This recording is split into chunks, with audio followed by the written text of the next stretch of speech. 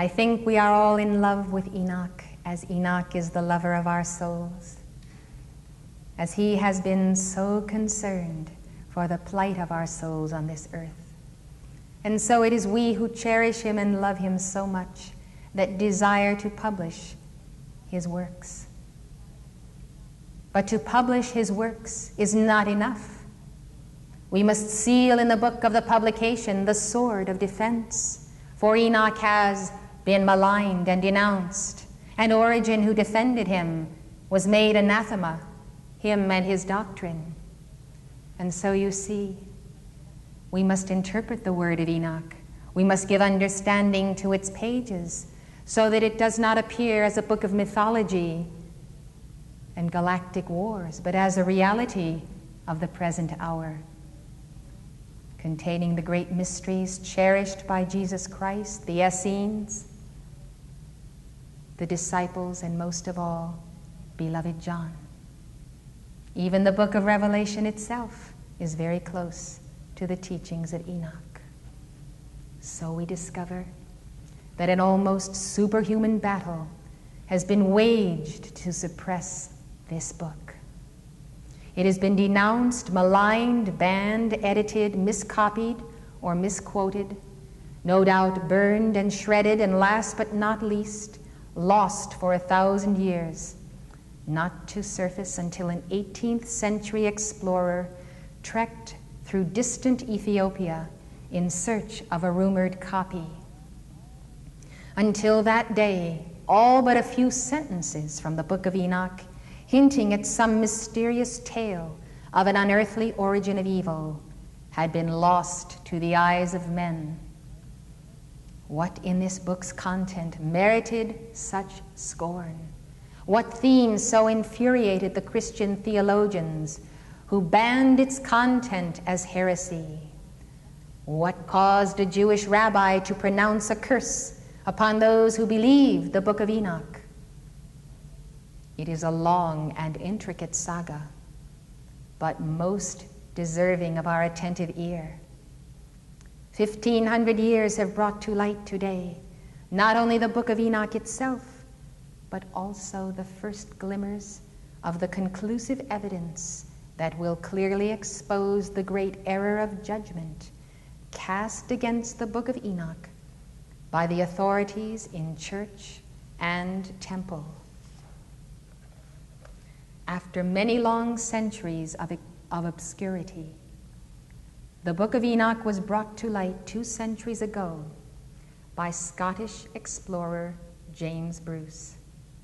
The book had been preserved in the Ethiopic Church, which had accorded it canonical status and respectfully placed it either at the beginning of the Ethiopic Bible or beside the books of Job, Daniel, or Solomon.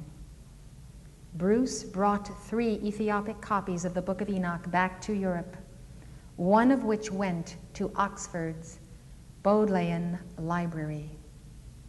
The Bodleian copy was some 50 years later fully translated into English by Dr. Richard Lawrence, a professor of Hebrew at Oxford.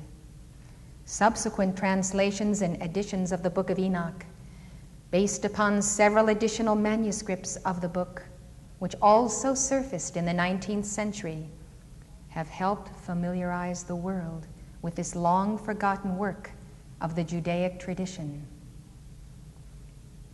The earliest Ethiopic copy was apparently made from a Greek manuscript of the book of Enoch, which was itself also a copy of an earlier text. The original was apparently written in a Semitic language now thought to be Aramaic. The 20th century discovery of several Aramaic fragments of the Book of Enoch among the Dead Sea Scrolls at Qumran seems to corroborate this theory, although it is not impossible that future archaeologists will unearth its prototype written in some earlier language. Scholars have agreed that the book is pre-Christian. For the most part, they have dated the composition of the Book of Enoch to the 2nd century BC. That is contemporary with the Essene spiritual community at Qumran, whose members are considered by some to have authored the book. It has largely been the opinion of historians that the book does not really contain the authentic words of the ancient biblical patriarch Enoch, since he would have lived according to the chronologies in the book of Genesis several thousand years earlier than the first known appearance of the book attributed to him. But of course, the contemporary historian's knowledge of Judaic scriptural history is by no means complete. As time progresses, new discoveries may help clarify the picture painted by the rabbinical tradition in the Zohar, which claims Enoch's writings to have been passed faithfully from generation to generation. The notion of divine inspiration among the Essenes or others, writing in communion with the spirit of the great patriarch himself, also merits consideration in determining the book's spiritual validity. The preceding lecture was given by Elizabeth Clare Prophet, world-renowned author and spiritual teacher. The Summit Lighthouse is an international spiritual organization dedicated to universal enlightenment. Founded in 1958, the Summit Lighthouse has been a beacon of truth to thousands worldwide and a leader in New Thought spirituality. The preceding program has been brought to you by the Summit Lighthouse. For more information, call 1-800-245-5445 or visit our website at www.tsl.org.